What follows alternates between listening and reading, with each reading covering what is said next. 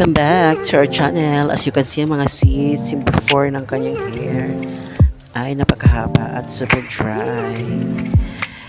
So, ayan. Natapos naman ang kanyang haircut. Then, babaran ko na siya ng hair rebonding. After hair rebonding, babalawan syempre, of course. Ayan, na-blow dry na po siya ng 100%. And after that, iron. So, natapos ko na nga ang kanyang pagpaplansya. Na-iron na po siya ng bonggang-bongga.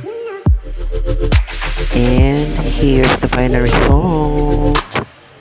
Na-reduce na rin ang kanyang hairstyle. Hair band, hair color, and Brazilian blowout.